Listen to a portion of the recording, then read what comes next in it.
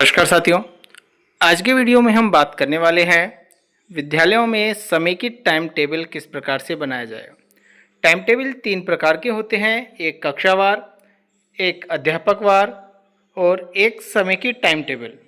यदि समेकित time table यदि आप बना सकते हैं तो उसमें से आप कक्षावार और अध्यापकवार जो टाइम टेबल है वह अलग अलग कर सकते हैं।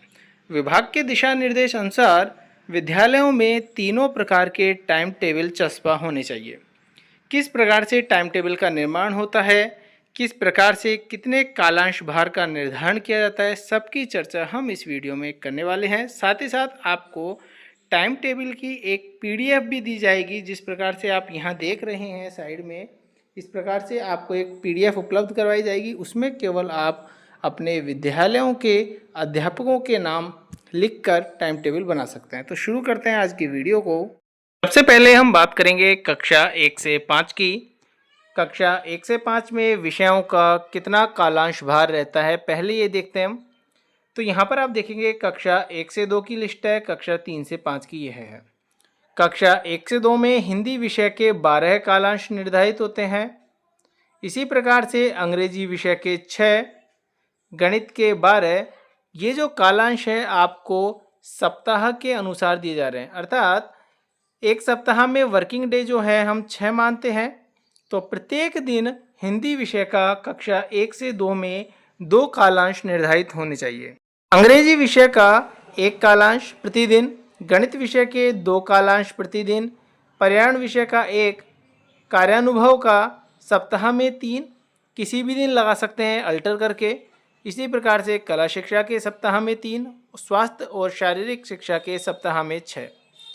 इसी प्रकार से कक्षा 3 से 5 का यहाँ पर आपको देख सकते हैं। यहाँ पर एक नोट दिया गया है कि कक्षा 1 से 5 तक एक विषय का अध्यापन एक ही अध्यापक द्वारा करवाया जाएगा।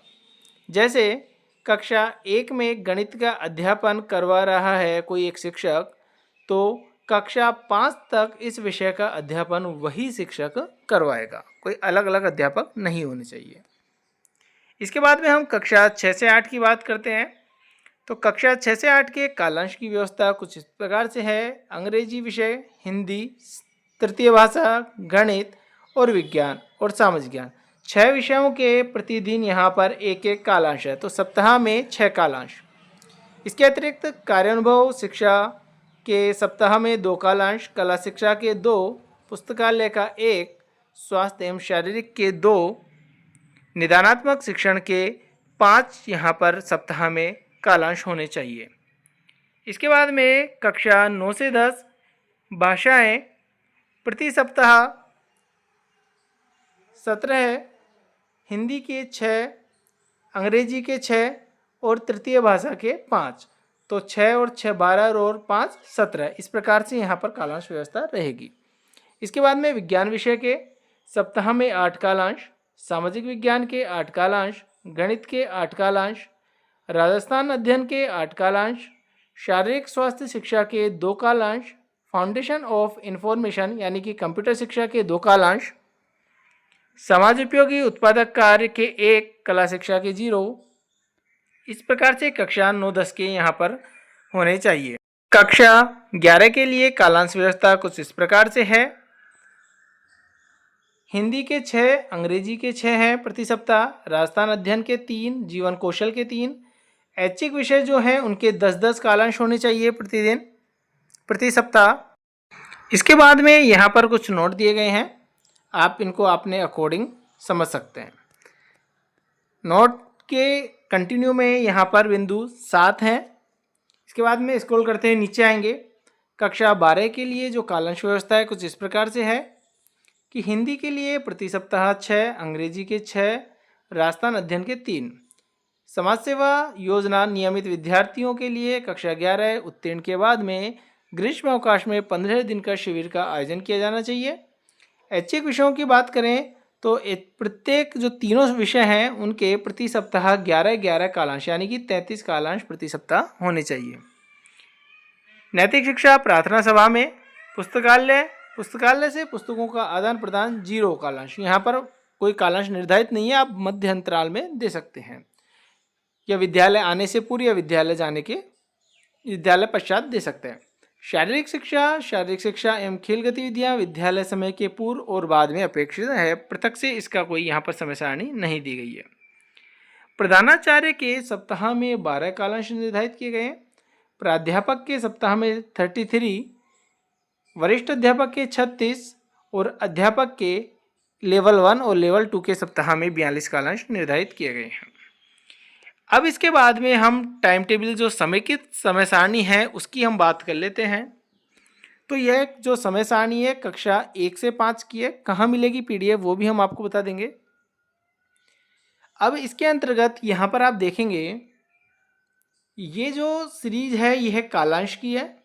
ये यहाँ पर कक्षाएं दी गई है, कक्षा 1 से 5 की कक्षा। हम ये मान के चलते हैं कि कक्षा 1 और 2 लगभग सभी विद्यालयों में कंबाइन होती है। तो कक्षा 1 और 2 का जो प्रथम कालांश है वो यहाँ पर दिया गया है इंग्लिश का। इसी प्रकार से गणित का दिया गया है 1 से 6 कंटिन्यू में। तृतीय में पर्यावरण अध्ययन का दिया गया है तीसरा कालांश। चौथा कालांश हिंदी का दिया गया है, फिर मध्यांतराल है। पांचवें कालांश में स्वास्थ्य और शारीरिक के। सातवां छठा जो पीरियड है गणित विषय का दिया गया है, क्योंकि गणित में जो है 12 कालांश प्रति सप्ताह होते हैं। तो 6 यहाँ हो चुके और 6 यहाँ पर हो गए, 12 हो गए। इसी प्रकार से हिंदी के 6 यहाँ पर है और 6 यहाँ हो गए, इस प्रकार से 12 हो गए। 8वें में कला शिक्षा के 3 दिन कला शिक्षा है और 3 दिन यहाँ पर कार्य अनुभव दी गई है। 1 का मतलब सोमवार है, 2 का मतलब मंगलवार है, 3 का मतलब बुधवार, 4 का मतलब गुरुवार, 5 का मतलब शुक्रवार और 6 का मतलब शनिवार। ये कोष्टक में जो दिन दिए गए हैं, काउंटिंग दी गई है, ये सप्ताह के दिन हैं। तो 1 से 6 का मतलब सोमवार से लेकर शनिवार। आप 1 से 5 का यह हो गया। इसी प्रकार से यहाँ पर 1 से 5 में आप यहाँ पर ये लिख सकते हैं कि विषय का नाम, दिवस, कालांश, विषय अध्यापक का नाम, और इनसे यहाँ पर आप साइन करवा के खुद के पास रिसिप्ट रख सकता है संस्था प्रधान। इसके बाद में 6 से 8 की बात करें तो 6 से 8 का कुछ इस प्रकार से है। आपको इसकी जो PDF है वीडियो के डिस्क्रिप्शन बॉक्स में आपको दी गई है, वहाँ से आप जाएं और सीधा डाउनलोड कर लें। साथ ही साथ टेलीग्राम चैनल पर भी दी गई है, डाउनलोड आप वहाँ जाके कर सकते हैं। इसके बाद में कक्षा 9 से लेकर कक्षा 12 तक का ये दिया गया है और नीचे की ओर इसमें यहाँ पर अध्यापकों का जो विषय का निर्धारण है उसकी रिसिप्ट के लिए यहाँ पर दिया गया है। इस प्रकार से यहाँ पर आपको टाइम टेबल जो समेकित है इस प्रकार से बनेगा। इसमें से आप कक्षावार और अध्यापकवार दोनों आप अलग अलग कर सकते हैं। तो आज की वीडियो में इतना ही, धन्यवाद।